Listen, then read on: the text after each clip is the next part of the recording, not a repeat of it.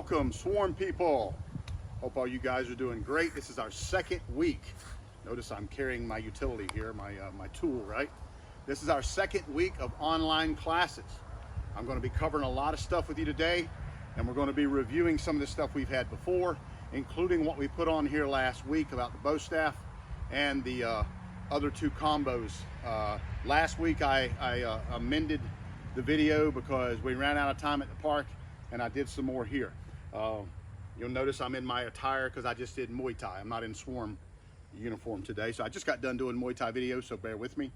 Hope you don't mind my white legs. I need some sun and some fishing time. So, all right, so first thing we're going to work is our knife sequences. All right, first thing up is we are working from Pakal in this particular sequence, and we are going to work the pendulum. All right, remember, weapon forward. All right, so weapon forward, I'm hitting the eyes. All right, as I hit the eyes, I got a little small circle here, actually a big circle because I'm pulling it down and going into the ribs. So I'm hitting the eyes, and then as I do, I'm slamming his head backwards. Remember, he's in my spot. Wherever you're standing, you're in my spot. I'm going to come in and go horizontal through the ribs and puncture the lung. All right, you say, well, we've already done that, and we will continue to do it, so practice. All right, we got to do this. You'll be tested on this. All right, I'll break it down a little slower for you. Eyes, palm the face. One more time. Eyes, could be here. Eyes, palm the face, coming in on the side.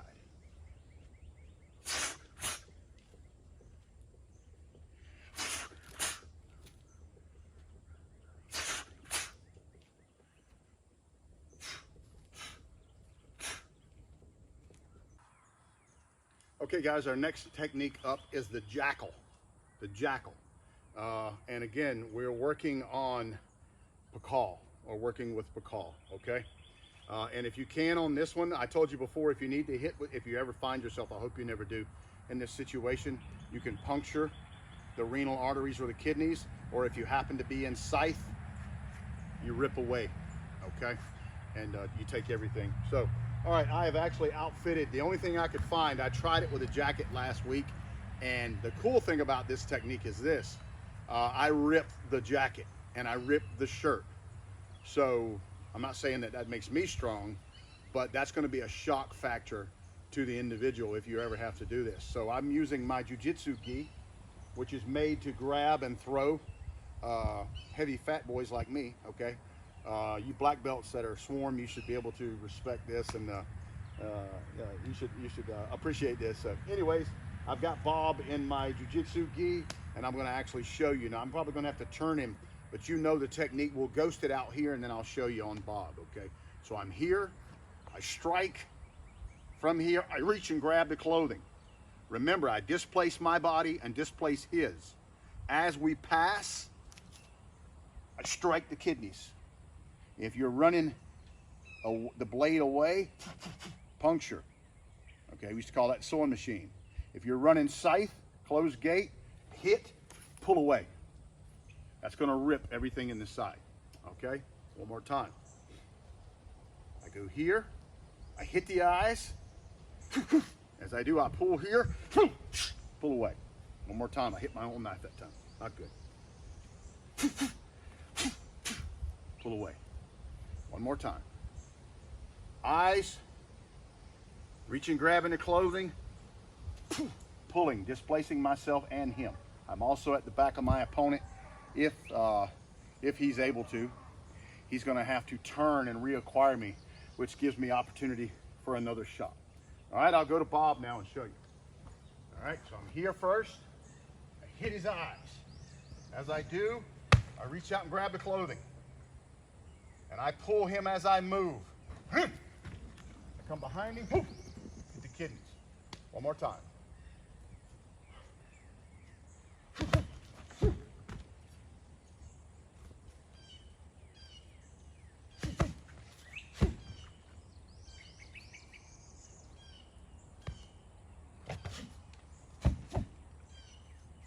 That snatch and moving with it brings me behind him. Okay, and I could even, I think we've discussed this before, go down the back if I needed to. I won't need to though once I hit the renal artery. Okay guys, next one up is the Raven. The Raven. Remember, shrink the circle, all right? I'm using a pin. This is a pin. It's somewhat of a tactical pin made out of bone and steel, all right? Same thing, maybe this is all I had, all right? The Raven is made for this type of weapon. Box cutter, bottle top, broken bottle, any of that kind of stuff, maybe a small pocket knife. I actually carry a small knife in my tools when I'm working, just for small utility stuff. And that could be perfect. A razor, a box cutter, that kind of stuff, okay? So I'm here, same situation. I hit the eyes, keep it small, hit the face. Notice I'm keeping it here, puncture. One more time. Very small circle.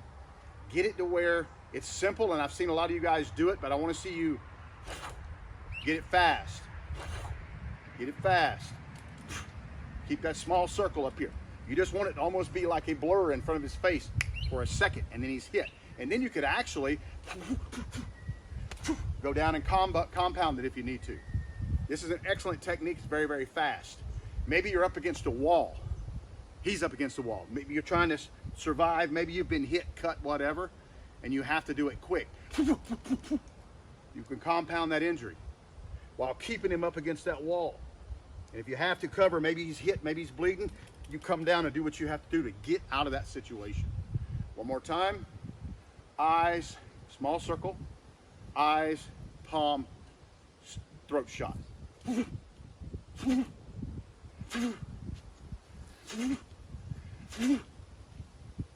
Practice that. Okay guys, next one up is cloak and dagger. Fixed blade knife. Can be an already deployed tactical folder, but you know trouble's there. Maybe there's a confrontation, maybe there's a conversation going on, but the blade is here. And I'm never one to keep my hands down here. I'm either always up here talking, or a lot of, the people do the interview position where they're, talking, but their hands are here. That's fine, but remember, although I'm doing this, I have a wasp in my hand. It's contained. So I am actually ready for the fight if I need be, okay? So I'm here, all right? I'm gonna go straight up underneath his chin, right through the center of his mandible, where your tongue would be, okay? I'll go here, shove, right here, as hard as I can toward the back of the brainstem. All right, if you go through the top of the roof of the mouth, you'll get the pituitary gland, maybe make it in the bottom of the skull, but I doubt it.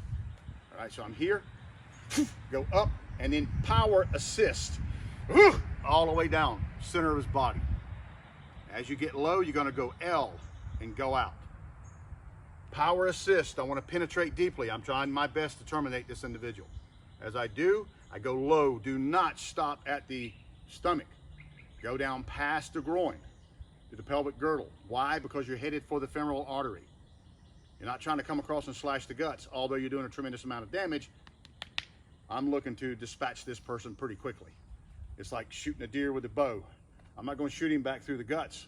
I'm going to shoot him through the engine room. Okay, so here, up, slash, walk away, walk out. One more time, up, right up underneath the chin, power assist. You got to get mean when it comes to this, and then slash out.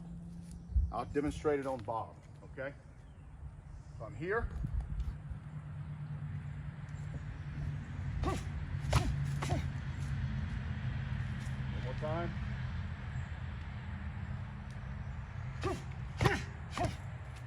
Let's go one more, the second time.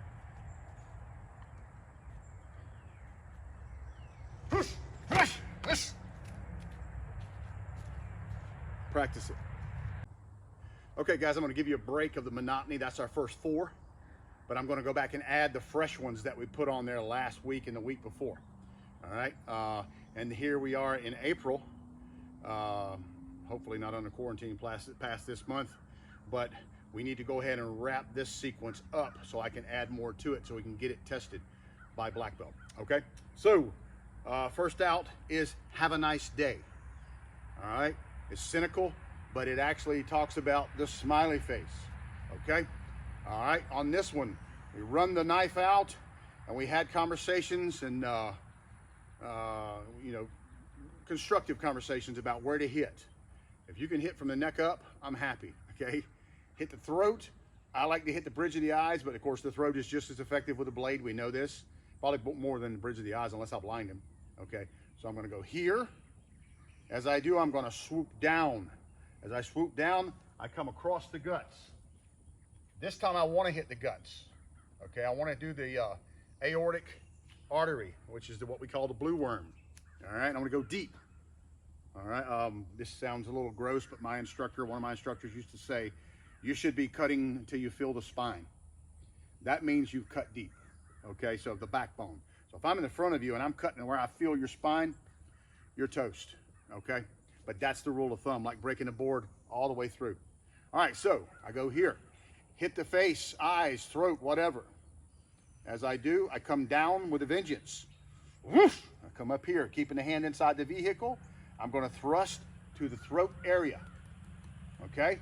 Now, if the throat is covered, maybe he's done this, it's probably still a little open in there and you had to go low, you could still go in the ribs, but you can't really twist and pull through because you're gonna hit the sternum. All right, so let's just focus right now. I'm just saying there are multiple targets in this that are almost as effective, but there's not much more effective as the throat. All right, so strike, strike, strike. As I do, comma slash, little digit, little comma slash, open the wound and come across. Okay, now we talked about the other week where we could come in and do whatever we wanted to do. That's compounding. Play with it if you want to. Just go with the basic technique right now. All right, one more time. Here, here, here, here. Pull through. All right. Even if this is sequential to where it's not one movement. So if I'm go, they all work. They all work. But if I put them together, very, very vicious attack. All right, guys, next one up is the crosata. Crosata. No, I didn't say croissant. That comes later, right? I could eat one right now. Crosata.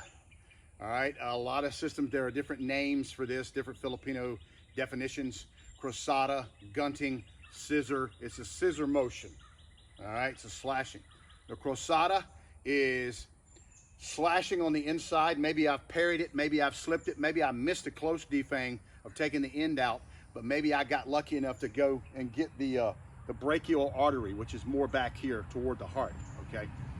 All right, with the crosata, it's basically a scissor motion, all right? Again, maybe I've missed a close defang, maybe he's come past me, so I'm slashing.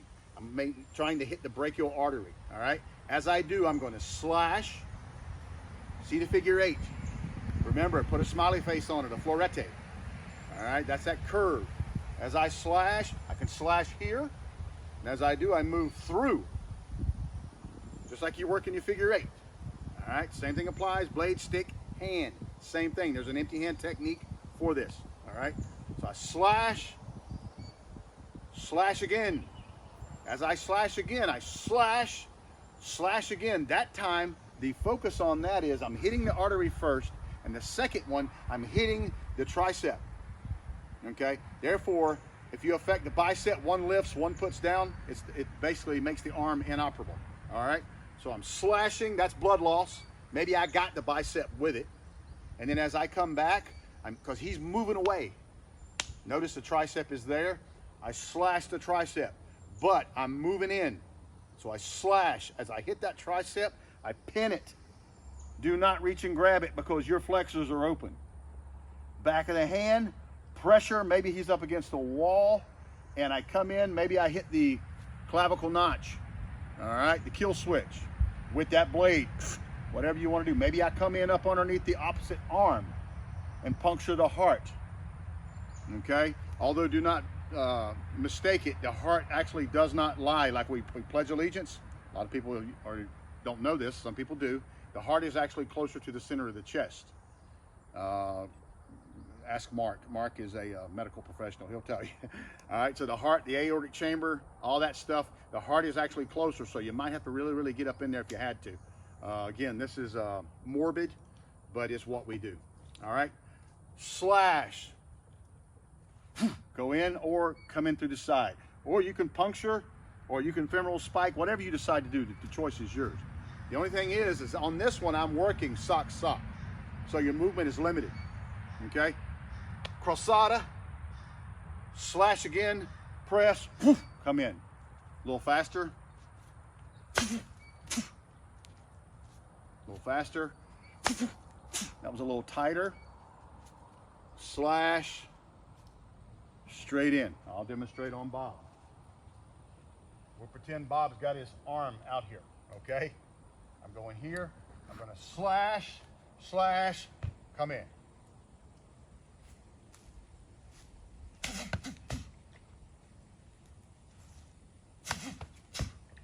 Actually, you could also, I just thought of this,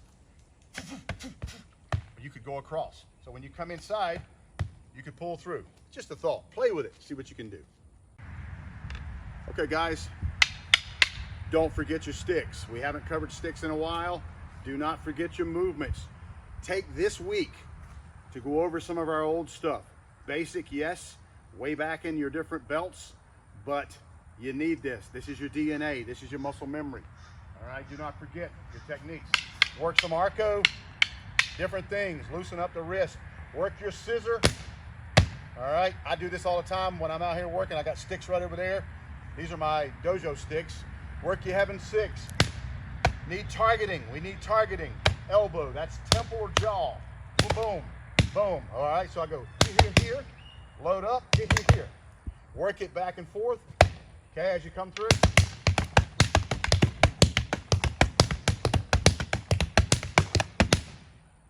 All right, get that flow down.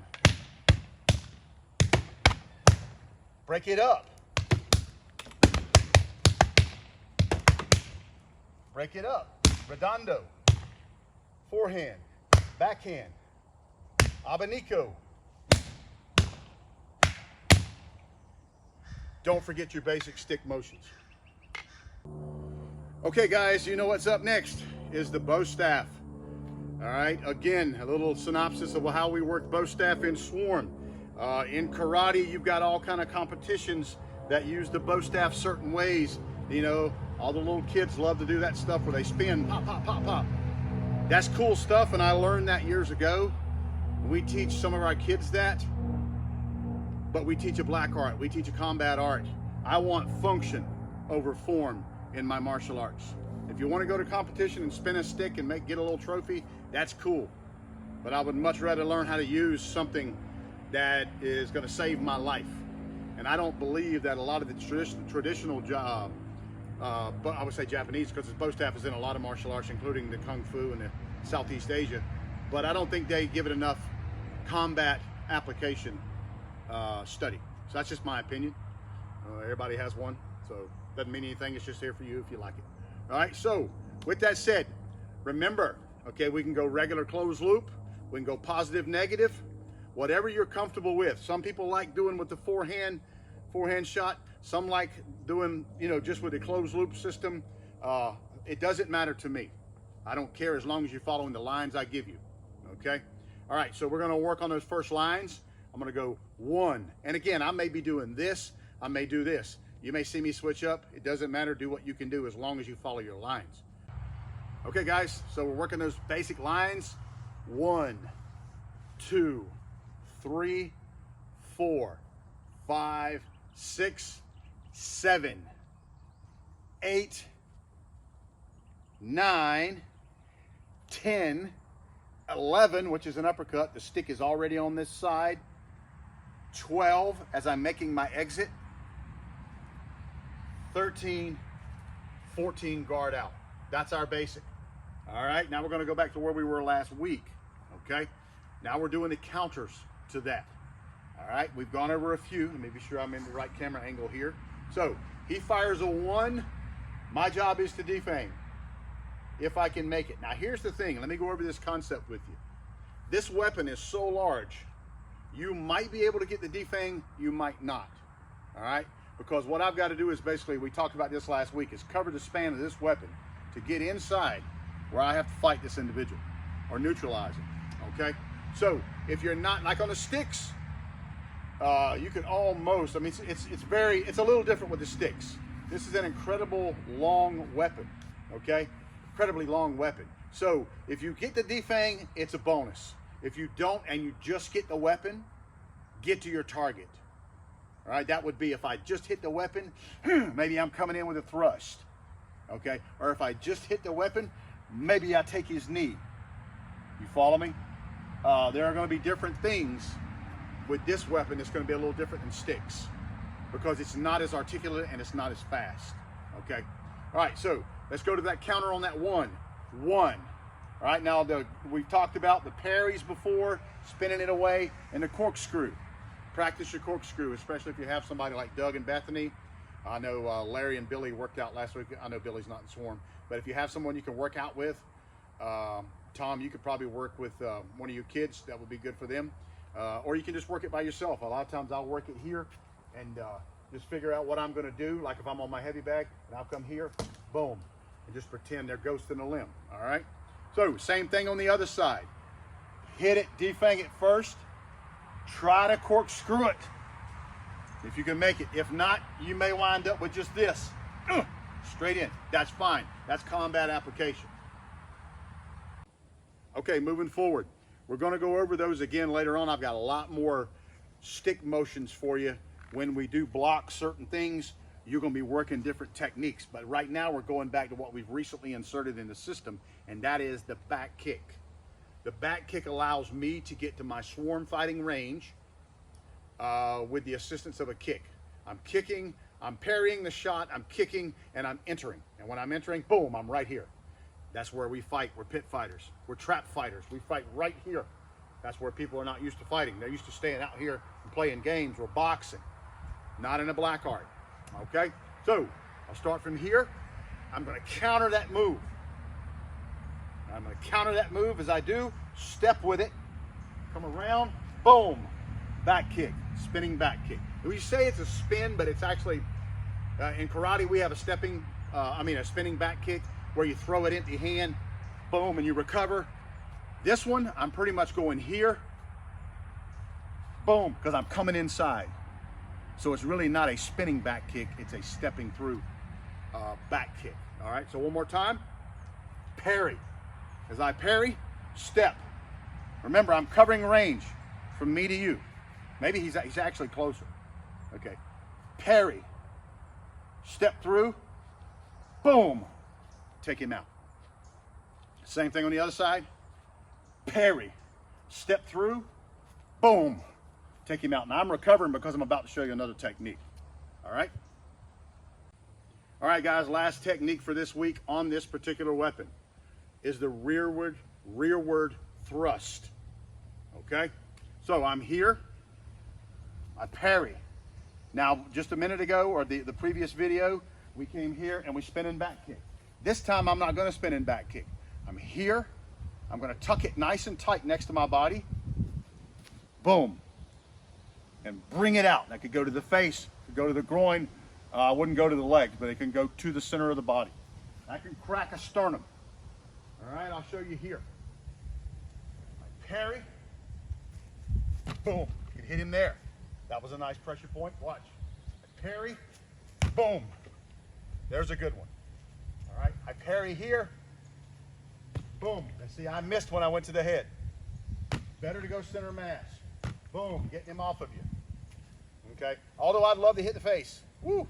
The puño with some cutty edge would be amazing, but remember, things at 100 miles an hour fall off the vehicle. So, parry. Boom. Parry. Puss. Okay. I'll do it one more time in front of the camera.